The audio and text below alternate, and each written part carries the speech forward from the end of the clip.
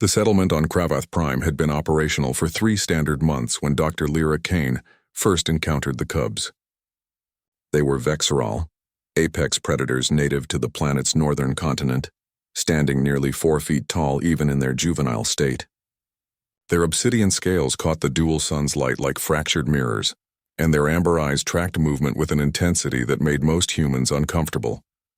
Most humans, not Lyra. She had been repairing the perimeter sensors when she felt their presence, a prickling awareness along her spine that evolution had gifted to prey species. Lyra turned slowly, her hand still holding the circuit board, and found 3 young Vexeral watching her from the tree line. The largest one, whose distinctive scar ran across his snout, took a step forward. "Easy there," Lyra said softly, though she knew they couldn't understand standard. Their species hadn't developed complex language yet, existing somewhere between instinct and emerging sapience. The xenobiologists were fascinated. The security team was terrified. The scarred cub, she would later learn the settlement staff called him Toric, tilted his head. His claws, each as long as her fingers, flexed against the moss-covered ground. Then unexpectedly he turned and disappeared into the forest. The other 2 followed. Lyra exhaled and returned to her work, fingers moving through the familiar motions of connecting wire to port, checking voltage, ensuring the barrier that kept predators out remained functional. The irony wasn't lost on her. She didn't expect to see them again. But Toric returned the next day, this time alone. Lyra was calibrating the atmospheric processors when she heard the soft scrape of scales against metal. The cub approached the outer fence, staying just beyond the barrier's range, and deposited something on the ground. Then he sat, tail curled around his feet, and watched her. Lyra approached cautiously. Beyond the fence lay a collection of items that made no immediate sense. 3 smooth stones worn by water, a tangle of copper wiring that looked like it had been scavenged from old equipment, and a cluster of bioluminescent flowers that grew deep in the Cravathi forests. "What is this?" she asked, more to herself than to Toric. The cub made a sound, not quite a purr, not quite a growl. Something in between. Expectant understanding dawned slowly. This was a gift. Or perhaps a test. The Vexeral were known to bring kills to their dens, to arrange bones in patterns that suggested early artistic expression. But this was different. These weren't trophies of the hunt. These were objects chosen for, what, beauty? Curiosity? The stones were smooth, the wiring gleamed, the flowers glowed soft blue in the shadow of the fence. Lyra crouched down, bringing herself closer to Toric's eye level. "It's beautiful," she said, and meant it. Something shifted in the cub's posture.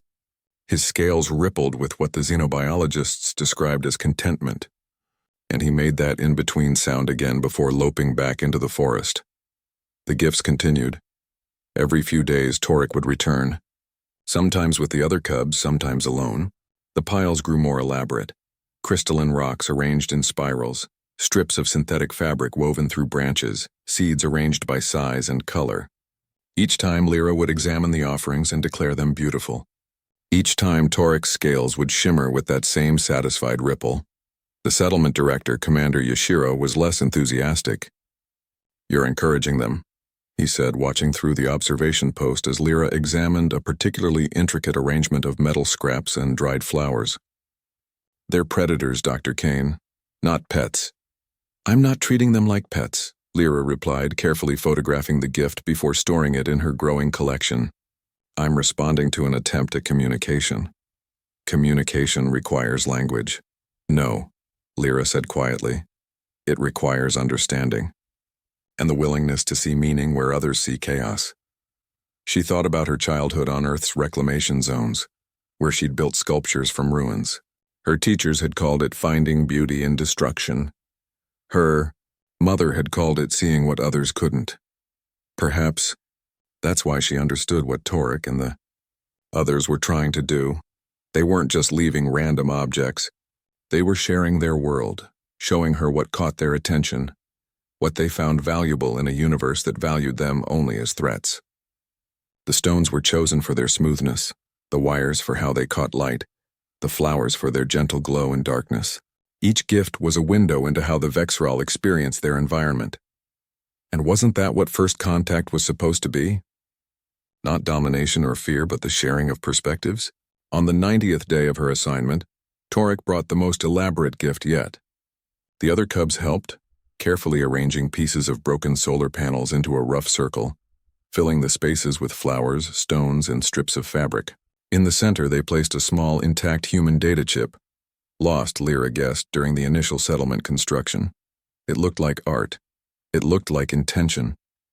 It looked like the beginning of something that might, in a few generations, become culture. Lyra stood at the fence for a long time, Torek and the cubs watching her with those amber eyes. Finally, she spoke. "It's the most beautiful thing I've ever seen." And she realized with a certainty that settled deep in her bones that this was why humans had survived to reach the stars. Not because they were the strongest or the fastest, but because they could look at a pile of wires, stones, and flowers, at something that shouldn't mean anything, and choose to call it beautiful. Torek's scales shimmered in the dual sunlight. In that moment, across species and evolution and understanding, they saw each other clearly.